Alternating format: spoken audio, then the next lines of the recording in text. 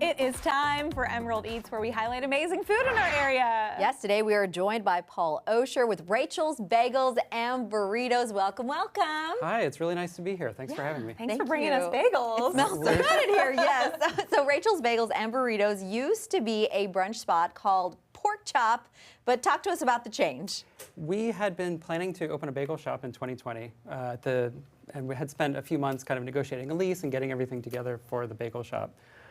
We were all set to sign the lease the week that the shutdown happened. Oh. And basically, if their lawyer hadn't gone on vacation the week before, we would have signed it. So we had been kind of thinking about bagels and excited about bagels before. Shutdown happened. We said, well, let's just start doing this here at the restaurant, and let's see how it goes. About a year later, we decided we really liked what we were doing and just wanted to keep doing that. Instead of kind of going back to what we used to do. Mm-hmm. Wow. Well, it seems like you made a good choice. How did it kind of all start, and who inspired the idea? My wife inspired the idea. Rachel? Rachel. The famous Rachel? Her name is actually Raquel. So pretty close, but not exactly the same. She, about 5 years ago, suggested that we start making bagels. And, we thought, okay, we'll play around, we'll see. And pretty soon it became an obsession, and I couldn't stop making them. And not too long after that, we started saying, yeah, maybe we should really spin something off and do this for real. That is so exciting. So tell us a little bit about the menu items and the ingredients you choose. The menu items are all kind of based on things that we all like to eat. So it's kind of an eclectic menu for a bagel shop, but I'm really proud of the menu that we've put together. Everything, we really try to maximize flavor and make sure that everybody kind of walks away feeling like they had a great meal and that everything was as delicious as it could be. Well, you're making me hungry. Yes. So let's get started Let's making do this. these. So the first sandwich that we're going to make is called the Nick and Nora. It's vegetarian. It's got a little kick from the chili oil, but it's not too spicy. This is something that I like to eat at home a lot on our days off. So this is, near and dear to my heart. I love that when the person making the food says, I eat this Yeah. at home. Yeah, exactly. I grew up eating a lot of bagels, so I'm from the Midwest, so everything was covered in cream cheese. I'm very a couple inches thick. I like creamy things. So we're going to start with our everything bagel on this one, and we're just going to use plain cream cheese. Love it. At the restaurant, we do toast the bagels for our bagel sandwiches, but it's kind of hard to lug around a toaster. So we'll just imagine. What do you think makes a really good bagel? Flavor and the chew. I think what makes bagels unique and different from bread is that they do have that chewy texture that you don't necessarily get in a good piece of bread. The crumb is a little tighter. It's not as open as you would see in a beautiful baguette or sourdough loaf.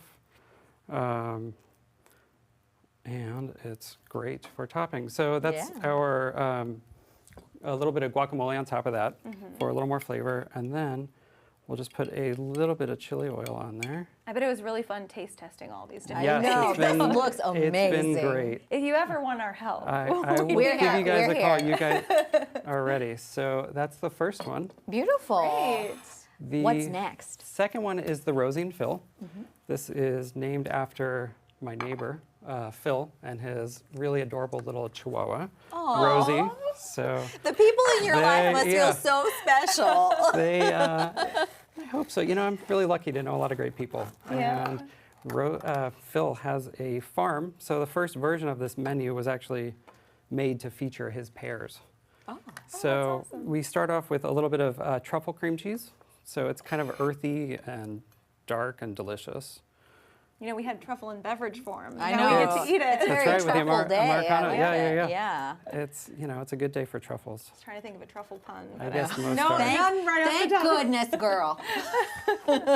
So we're gonna put that. It hasn't been a truff day. Oh, Hey, you're supposed to laugh.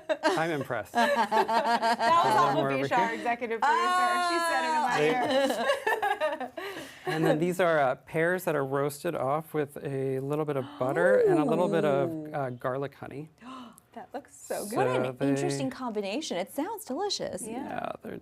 Yeah, they're rich and sweet and You get a little bit of everything on And the so your sandwich. neighbor still makes the pears? Excuse me. Yeah. Yes, he still grows the pears. We pretty quickly went through the pears that he gave us. sure, of these course. these are from Eastern Washington as well, but they are not Phil's pears. Yeah. But inspired by Beautiful. Phil. So Inspired by Phil nonetheless. And Rosie. Now, while you're working, tell us about yes. the fundraiser last week to raise relief funds for Turkey after that devastating earthquake. We were very fortunate. My kitchen manager is Turkish, so right after the earthquake hit, we started talking about ways to kind of raise money for relief efforts. Wow. This, by the way, is a little bit of garlic honey. Ooh, I'm so a excited little to more. eat this, girl. You have no And idea. then I've never heard of garlic honey. we ferment the honey with garlic for a month, so it really kind of picks up all this flavor. And Awesome. you also make breakfast burritos. I hear they're over we do. a pound They each. are a Whoa. pound each. They will get you through the day. Wow. Um, And vegetarian too? and yeah, oh Some of yes, them? Yeah. oh yes, for sure. That's great. Now, I we do was- have about a minute, so Oh, let's okay. try what we have while Yeah. you work on this Yeah. third option. And you can Okay. talk to us about it a little bit. Yeah. This final one is the Nino art, named after my wife's uncle. He came up from California a few years ago and just fell in love with the lox. Oh, thank you. Oh my I love gosh, this. it's so good. And I love guacamole and cream cheese together. So we put together this sandwich as a tribute to Art and how moved he was by the delicious fish that we have Wow. up here. And there's nothing like a good lox bagel, really. There really isn't. This is so fresh tasting too. Thank you. Gosh, I love it. So we only use wild lox from the Pacific Northwest. We really are so blessed to have this product up here. I love it. And so I'm going to put a little bit of that on. Beautiful. Some pickled jalapenos. Ooh, making it excellent over there. Well, we do have about 5 seconds, so you'll Okay. see the finished products on Instagram. Yeah, Paul, thank you so much. Thank you so much for having me. It's Yeah. been so fun to be here. Come back anytime. Will do. We'll see you guys tomorrow.